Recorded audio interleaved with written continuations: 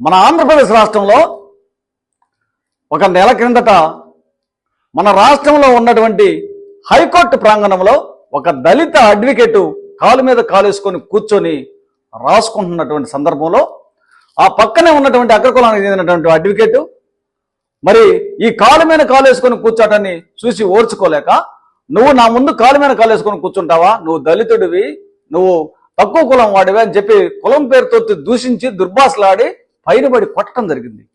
ఇది రాష్ట్రం అంతటా వైరల్ అవడం జరిగింది. ఇది అంటరానితనానికి, కుల వివక్షకి నిదర్శనం కాదా అని అడుగుతున్నాను. మన దేశంలో హర్యానా రాష్ట్రంలో డీజీ స్థాయిలో ఉన్నటువంటి ఒక దళిత సామాజిక వర్గానికి చెందినటువంటి పురాణ్ కుమార్ అనేటటువంటి ఐపీఎస్ అధికారి, పై స్థాయిలో ఉన్నటువంటి అగ్రకులానికి చెందినటువంటి అధికారులు మరి కుల వివక్షతోటి, అంటరానితనంతో ఆయన మీద ఎన్నో రకాలైనటువంటి అవమానాలు, ఒత్తిళ్లు చేయటం వలన ఈ అవమానాలను, ఒత్తిడిని తట్టుకోలేక ఈ పురాణ్ కుమార్ అనేటటువంటి దళిత సామాజిక వర్గానికి చెందినటువంటి ఐపీఎస్ సీనియర్ అధికారి ఆత్మహత్య చేసుకొని నిన్నగాక మొన్న చనిపోవడం జరిగింది.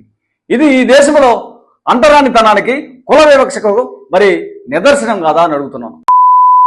మన దేశంలో ఉన్నటువంటి అత్యున్నతమైన న్యాయస్థానం అయినటువంటి సుప్రీంకోర్టు, ఈ సుప్రీంకోర్టు సిజేఐ ప్రధాన న్యాయమూర్తి బిఆర్ గవాయ్ గారు ఒక దళితుడు, ఒక తక్కువ కులం వాడని కేవలం అదే కోర్టులో చేస్తున్నటువంటి అగ్రకులానికి చెందినటువంటి అడ్వకేటు వాడు తన యొక్క కాలు షూను మన గవాయ్ గారి మీద విసిరి మరి ఆ రోజు ఎంత ఘోరాతి ఘోరమైనటువంటి సంఘటన చేశాడు.